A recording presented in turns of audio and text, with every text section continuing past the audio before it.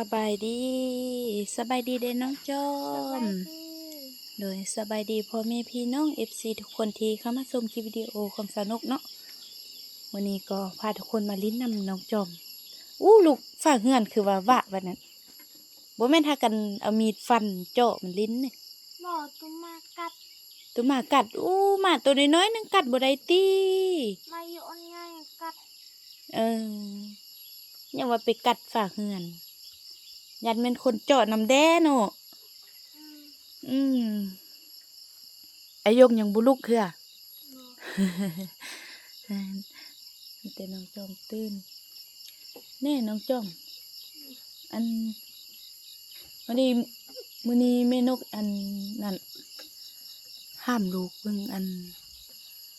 เดือนนี้ลูกเป็นอันขออนุญาตทุกคนลูกเป็นจำเดือนแล้วบ่หมอบ่เป็นเฮือเอ้าเป็นเถื่อคือว่าบ่เป็นเฮือน่ะอันตอนนั้นฮักเป็นหอมแม่นกเด้อนุญาตทุกคนตอนนั้นหันมีช่วงเดือนแล้วนี่เนาะสาวนุกกับลูกจอมนี่เป็นพร้อมกันเด้เป็นร่วมกันเด้สาวนุกก็ยังซื้อแผ่นอนามัยมาแล้วมาซ่อนให้ลูกมาเฮียนมาอีหยังหั่นน่ะเป็นร่วมกันเด้แต่ว่ามามาช่วงนั้นนี้แล้วสาวนุกขออนุญาตทุกคนสาวนุกกินยาแล้วมันแปลว่ามันยืดมาเนาะมันอันกายมากะตังเฮาได้มือสาวนุกเป็นแล้วลูกจอมยังบ่เป็นเฮืออืมยังยังว่าบ่เป็นเฮือน่ะลูกตอนอันลูกเป็นตอนนั้นก็ฮักว่าอันเบิ่งเด้อสนุกไล่นั่นเนาะลูกจอมเป็นตอนอยู่ป่าหันเป็นทำอิฐแล้วอยู่ป่าแล้วจนน่ะเราหนีมาหันแล้วอันห้ามแล้วนั่นเนาะอันเป็นจากเฮือแล้วเราว่าเป็น3เฮือแล้วมาไล่เบิ่งก็3เดือนมา3กับเดือนที่เป็นร่วมกันกับนั่นหันสาวนกหันแต่ว่ามาเดือนนี้ เอ๊ะมันก็บ่ได้บ้าเดือนนะหรือว่าจิแม่นอันมันบ้าเดือนหรือว่ามันอันสะดาวะลุเราเบิ่งหมอเจ้าบ่ได้ออกเลือดบ่ได้ออกเลือดหมออืมขออนุญาตลูกจอมลูกบ่ได้แจะติหมอบ่ได้แจะแล้วลูกนอนอยู่ก็บ่มีคนสิได้มาอันแจะเลยนี่หมอไปป้าไปหยังก็บ่มีให้แจะเลยหมออืมเป็นสะดาเนาะเบิ่งเด้อคันหาว่าอันสมมุติว่ามีคนมาแจะเนาะมีคนมาแจะแล้วบอกแม่นกก็ได้เด้อบอกแม่นกก็ได้แม่นกบ่ว่าหั่นดอกเพราะแต่ว่าความหายบ่ก้าวหาทุกคนคันหาฮักว่ามันเกิดเป็นแนวนั้นแท้เนาะถ้าหากว่ามันเกิดเป็นมีคนมาเฮ็ดมานั่นก็คันหาว่ามีลูกเฮาก็มันได้เบิ่งบำรุงเบิ่งหยังกันหั่นนะแต่ก็ภาวนาให้ยะซูมีเนาะเพราะว่าน้องยังผู้น้อยอยู่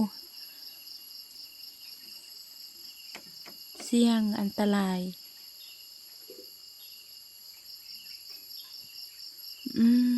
เนาะเป็นจะได้ว่าลูกเคยเป็นจากเฮือแล้วมันเป็นคนนึงที่หน้าบ่ได้เป็น อย่างว่าปีหน้าบ่ได้เป็นอันนั้นที่ลูกเป็นอยู่ป้าหุ่น2เฮือแม่นบ่เลย แล้วมาเป็นอยู่บ้านตอนเฮาไปเวียงมานี้เฮือนึงเลย อืมน่ะก็3เฮือแต่ว่า มันยังว่าอันนั่นว่ะ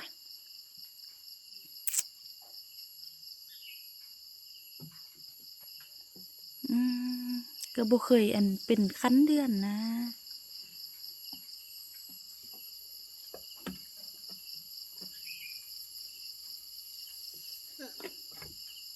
เป็นอัน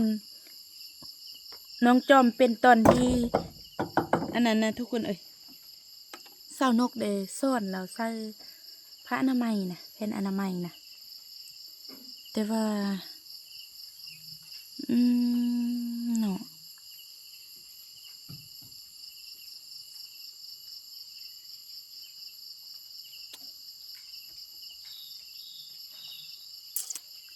มันสิเป็นจะได้แท้เนาะ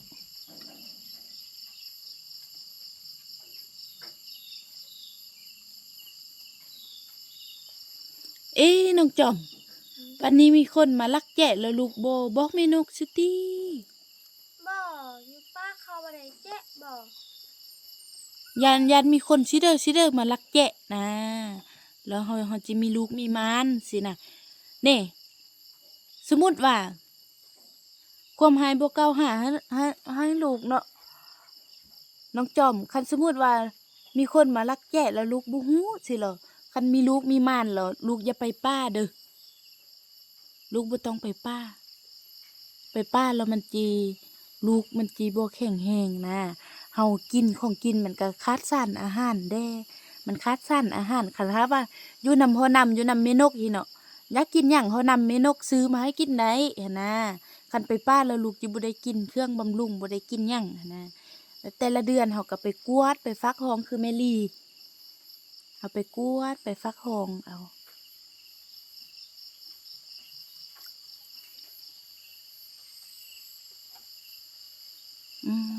ทุกคนเอ้ยขึ้นหนักขนาดถ้าหากว่ามีก็ยังน้อยอยู่ถ้าหากว่าบ่มีก็จิแม่นเป็นนำมุดลูกของผู้เกี่ยวหันเนาะสิเป็นมุดลูกของน้องจอมหันเป็นนำมุดลูกแบบบางคนจะมีก็เนาะว่าอันเป็นแล้วบาเดือนหั้นนะ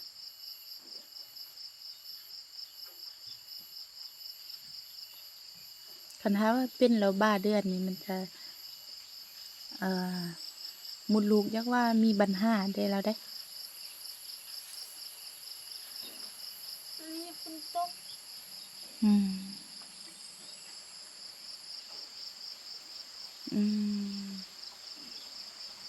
เบิ่งเอาจังซีซ่าเนาะลูกเนาะเฮาอยู่ลิ้นอยู่ห้างฝนเช้าแล้วเฮาออกไปซื้อเอาเต็ดน้ำเงี้ยวมาลองเบิ่งเนาะเต็ดมาเต็ดเบิ่ง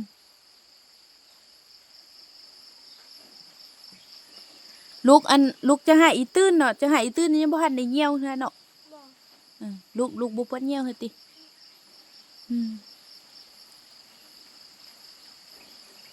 คันปวดเงี้ยวเราบอกแม่นกเด้อบ่ต้องไปเงี้ยวเฮือเด้อบ่ต้องไปเงี้ยวเฮือเฮาไปเอาเต็ดนั่นมาเต็ดเบิ่งแบบว่าอยากฮู้ว่ามันเป็นน้ำหยังว่าบ่เป็นประจำเดือนนะ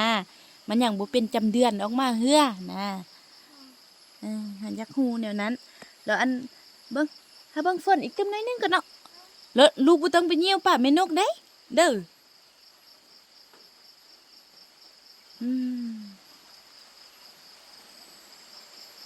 เอาขี่รถจักรออกไปเราจะออกไป หน่อยพอดีนั้นบ้าวบุญนำเพิ่นก็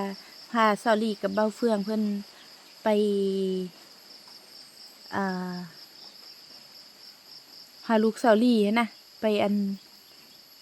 แปลงแข้งไปพันแข้งบ่ฮู้ว่าไปรอบนี้จะได้อันนั้นบ่จะได้พันหรือว่าจะได้สเกิร์ฟมา